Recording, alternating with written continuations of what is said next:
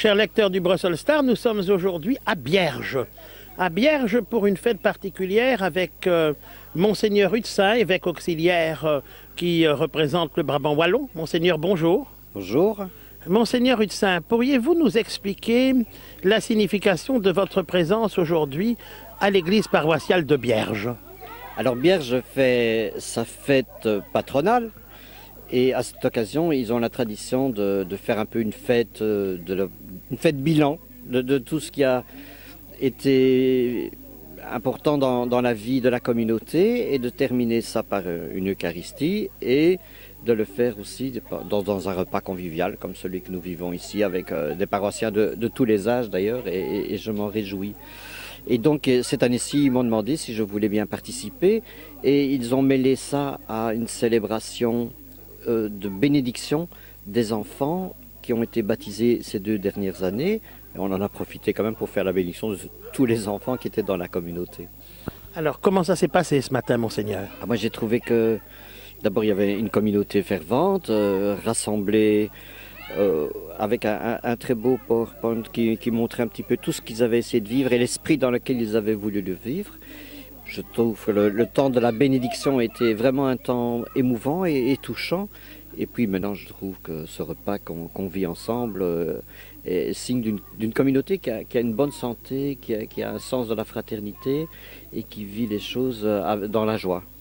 Monseigneur, vous êtes auxiliaire du Brabant wallon, vous travaillez bien en cheville avec son Excellence Monseigneur l'archevêque, avec Monseigneur Cockerels pour Bruxelles. Pourriez-vous nous expliquer l'importance du vicariat du Brabant wallon? Mais donc depuis plus de 20 ans maintenant, nous avons un diocèse énorme puisque un quart de la population belge habite rien que ce diocèse. On a pris la décision de le répartir en 3 régions et de mettre chaque fois un évêque auxiliaire autour de cette région, ce qui permet à ces régions qui sont quand même très différentes d'avoir aussi une dynamique qui leur est propre en fonction de leur histoire, de la population qu'elles ont, de la vie de l'Église. Moi, je suis depuis 3 ans évêque auxiliaire chargé de cette région et c'est vraiment une grande joie parce que il y a des difficultés comme partout. L'Église a aussi ses jours d'obscurité et ses fatigues et ses peines, mais c'est quand même une région ouverte aux changements qui seront nécessaires aujourd'hui. Je trouve qu'il y a beaucoup de collaboration et beaucoup de dynamisme. Monseigneur Hutsin, je vous remercie pour cette interview exclusive pour notre quotidien Brussels Star. Merci. Merci aussi, bonne journée. Chers lecteurs du Brussels Star, toujours à Bierge pour cette fête paroissiale. Et nous avons avec nous Catherine Jourstrassen et 2 autres jeunes filles qui sont dans la paroisse. Madame Jourstrassen, pourriez-vous d'abord nous parler de la paroisse et nous parler de vos activités au sein de cette paroisse qui est en fête aujourd'hui? Alors c'est une paroisse qui est très familiale, donc c'est une paroisse intergénérationnelle. Nous allons, ici Aline n'est pas la plus petite, nous avons des bébés jusqu'à des gens beaucoup plus âgés. Et donc c'est une paroisse qui se veut vivre ensemble, tisser des liens et vraiment vivre des événements dans la croyance, mais de partage. C'est vraiment de vivre des moments ensemble, outre les dimanches habituels, nos rencontres dominicales. On essaye de faire des événements, des concerts où tout un chacun est invité et donc de partager des moments de profondeur, d'émotion musicale. Ou alors on essaie de rassembler tous les jeunes. On a du catéchisme classique, mais nous avons aussi un pôle jeune qui est fantastique, qui s'appelle O-Link, pour le lien de Holy Link. Et on a 33 jeunes chrétiens qui sont dedans, où là on leur apprend vraiment à comprendre l'autre, à aller vers l'autre. Donc l'altruisme est quelque chose d'important. Et donc on relaie aussi ces informations au niveau de l'unité pastorale. Donc le Grand Wavre est en fait construit en unité pastorale. Il y a 5 paroisses et cette grande unité essaie de partager les meilleures choses qui se passent chez les uns et les autres. Et donc je pense que ce que nous faisons avec nos jeunes à Bierge est quelque chose de fantastique et qui est de grande notoriété déjà dans le Wavre et même beaucoup plus loin. Voilà. Madame Jourstrassen, quels sont les temps forts de la semaine et de l'année liturgique ici dans cette paroisse? Eh bien, nous avons bien sûr l'Avent, où nous essayons de préparer chaque dimanche de l'Avent sur une trame, un fil rouge. On choisit d'ailleurs, d'abord j'oublie, en septembre, nous choisissons le thème de notre année et l'Avent est structuré sur ce thème-là pour finaliser avec une messe de Noël où les enfants, en général, Victoire, hein, tu partages chaque fois ça, une scénette que les enfants, que l'on crée. Cette année, nous avons carrément créé la scène sur Saint-François d'Assise. Donc c'est une composition, une écriture qui est faite par Guy, qui appartient à notre paroisse. Et puis alors, ceci nous mène en janvier à être un petit peu plus en repos avant d'arriver à Pâques et à naturellement toutes les actions carême, de nouveau sensibilisation aux autres. On se restreint de certaines choses. Moi, je suis vraiment axée, je suis dans l'équipe pastorale, mais je suis fort axée chez les jeunes, donc on essaye d'aller vers les autres. Et puis, on fait une grande clôture. Après, nous avons les communions, les confirmations, bien sûr, les grands événements familiaux. Et on clôture par une magnifique fête paroissiale que nous avons aujourd'hui, où il fait toujours beau et très convivial, familial. Et voilà, sous le thème d'une auberge espagnole, chacun apporte ce qu'il a envie d'avoir. Et on a toujours trop, bien sûr. Merci de cette belle explication. Star, toujours à Bierge, quelques amis de la paroisse qui vont nous dire quelques mots. Voilà, je vais vous dire que nous avons la chance d'être avec des tas d'amis ici, à un déjeuner très agréable. On se retrouve, on peut donner ses idées, donc tout va bien. Madame qui dirigeait la chorale, quelques mots pour nos lecteurs. Eh bien, c'est un plaisir que de diriger les chants pour magnifier le Seigneur au sein de notre paroisse de Saint-Pierre et Marcellin. Et voilà, c'est du bonheur à donner, à faire partager les paroissiens des moments tout simples, mais qui magnifient le Seigneur.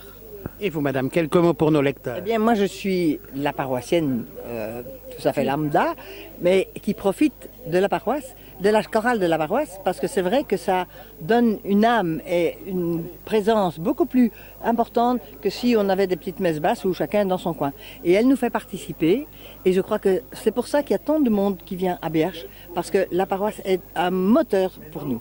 La chorale de la paroisse est un moteur pour nous. Messieurs, dames, vous êtes aussi attachés à cette paroisse. Pourquoi? Parce que nous avons un curé qui est africain, mais qui a l'enthousiasme des Africains et qui nous le partage. Et aussi, j'ai une jeune femme de la paroisse qui partage avec les jeunes et qui draine des jeunes, ce qui n'est pas facile actuellement. Et donc, on est très contents parce qu'il y a toutes les générations. Bravo. Voilà. Eh bien, nous, on avait un sacristain qui est décédé, qui faisait tout dans la paroisse. Alors, comme il faisait tellement, on a fondé une petite équipe de 3 paroissiens qui s'échangeons pour être sacristain dimanche sur 3 ou sur 2, voilà. Et puis nous venons à la paroisse aussi parce qu'il y a beaucoup de jolies femmes et c'est super, voilà. Merci à tous. Ça complète tout. On rend grâce au Seigneur par sa création. Merci à tous. Nous sommes en compagnie de monsieur l'abbé Pierre Sonte, qui est le prêtre des servants de la paroisse Saint-Pierre et Marcellin de Bierge, de la petite chapelle de Champles et du Haume Point du Jour qui se situe également à Bierge. Monsieur l'abbé Pierre Sonte, bonjour. Bonjour. Monsieur l'abbé, nous sommes aujourd'hui avec vous parce que c'est une journée particulière pour votre paroisse. C'est la fête de votre paroisse, Saint-Pierre et Saint-Marcellin. Pourriez-vous nous expliquer en quelques mots quelle est la spécificité de cette fête? Chaque année, nous fêtons Saint-Pierre et Marcellin vers la fin de l'année. C'est pour nous aussi l'occasion de fêter la fin des activités pastorales et cette année particulièrement la fin des activités pastorales 2013-2014. Au cours de cette célébration, comme nous avons le slogan « L'Église famille » ici à Bierge, nous célébrons aussi l'Église famille. Comme vous l'avez constaté tout à l'heure, tous les paroissiens ont apporté différents mets que nous avons mis autour d'une même table et que nous avons partagés. C'est aussi l'occasion pour nous aujourd'hui de célébrer la fête de l'Eucharistie, la commune union et la communion. Et donc au cours de la fête, nous avons manifesté tous ces éléments, la commune union et la communion en partageant un repas fraternel ensemble. Monsieur l'abbé, parlez-nous en quelques secondes de cette paroisse. Quelles sont ses spécificités et quels sont les points forts de l'année liturgique dans cette paroisse que vous animez ici à Bierge? La paroisse de Biège, elle est à l'image de toutes les autres paroisses du Brabant wallon, c'est-à-dire d'abord ce sont des paroisses qui, du fait de la proximité de Louvain-la-Neuve, qui est une ville universitaire, regorge de beaucoup d'atouts. Aussi, la paroisse de Biège regorge d'énormément d'atouts parce que Biège, c'est quand même l'endroit où en Europe, dit-on, on a le plus d'intellectuels, l'une des régions où il y a le plus d'intellectuels comme Wavre et ses environs. Donc, nous avons ici la pastorale, elle est, je pourrais dire, à tous les niveaux, à tous les âges. C'est une pastorale à la fois dynamique, qui regorge à la fois les jeunes, les adultes et puis les aînés, qu'on appelle communément les personnes âgées. Et donc, pour nous, les aînés constituent un pôle essentiel. Les jeunes sont nos priorités et les années à venir, nous allons mettre beaucoup plus d'accent sur les jeunes. Nous avons un groupe qu'on appelle Oling qui regorge dans ce groupe, il y a au moins 33 jeunes que nous accompagnons. Et chaque année, lorsqu'il y a des confirmations, tous les jeunes qui sont confirmés à la fin du parcours de la confirmation rentrent dans ce groupe d'Oling. Pour nous, la confirmation n'est pas la fin des activités pastorales, elle n'est pas aussi la fin de la catéchèse, mais c'est aussi le début d'une nouvelle catéchèse qui amène les jeunes à grandir dans la foi. Et ça, c'est quelque chose qui est plus cher à notre évêque et nous tenons beaucoup à cela.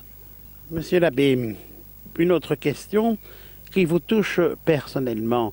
Vous avez fait vos études dans un autre pays, la Côte d'Ivoire, qui se situe sur un autre continent. Vous avez donc une approche culturelle qui est peut-être un peu différente de celle que nous avons en Europe. Nous avons eu la chance de vous accueillir ici en Europe pour la catéchèse et pour votre activité professionnelle d'animation ici de cette paroisse. Comment voyez-vous les différences et les similitudes entre l'approche africaine et puis le fait d'animer une paroisse ici dans le Brabant wallon à Bierge? En Afrique, généralement, nous avons une église de masse. Il y a plusieurs célébrations dans la journée. Les célébrations dominicales sont nombreuses. On se dit que par rapport à l'Europe, où il y a moins de célébrations dominicales, les gens ne croient pas. Et c'est ce que je dis toujours, que cette assertion n'est pas vérifiée, elle est fausse en réalité. Les gens croient énormément en Europe, mais la grande différence, c'est que les gens ne croient pas en communauté. Ils croient individuellement. Ce que nous devons faire maintenant, nous en tant qu'Africains qui venons ici en Europe, c'est d'apporter cette ardeur de la communauté, cette ardeur de la famille. La famille en Europe, elle est mononucléaire. Il y a les parents et les enfants. Mais en venant ici, l'histoire de la grande famille que nous avons en Afrique, c'est un élément, un atout important que nous devons insérer dans la pastorale ici en Europe et faire en sorte que nos paroissiens qui croient habituellement, individuellement, qui sont peut-être des consommateurs des sacrements, nous faisons en sorte qu'ils croient en communauté et que nous croyons en communauté. Je pense que c'est un défi qui nous est lancé à nous tous. Il ne faut pas regarder l'Église d'Afrique d'un autre côté et l'Église de l'Europe de l'autre côté, mais il faut regarder l'Église en général. Le défi qui est porté à l'Europe est un défi d'Église que nous devons essayer de relever tous ensemble. Et donc pour nous à Biège, c'est ce que nous essayons de faire. Croire en communauté. Et ces célébrations sont un peu dans l'année. Nous avons des célébrations à l'avant pour faire église ensemble, où nous avons habituellement, nous regroupons toutes les familles, toutes les différentes couches de la paroisse, ceux qui sont loin de l'église, à qui nous tendons la main régulièrement et qui nous rejoignent pour célébrer ensemble la résurrection du Christ. Parce que le Christ ressuscité, c'est chaque jour. Et nous sommes bien conscients qu'ensemble, nous pouvons faire mieux et tout seul, on n'arrive pas, on ne va pas loin. Et donc, nous essayons vraiment de créer une église famille de Dieu ici à Biège. L'église, ce qu'on dit parfois, l'église, il y a certes la hiérarchie, il y a les évêques et nos évêques qui nous guident, qui pensent beaucoup pour l'église, mais l'église d'abord, c'est une communauté au cœur battant. Là où il y a une communauté qui se tend la main, là où il y a une communauté qui a une aspiration, qui chemine ensemble, qui co-chemine ensemble, nous formons déjà église. Et donc pour nous, faire Église, c'est d'avoir une communauté au cœur battant où chaque membre de la communauté est important.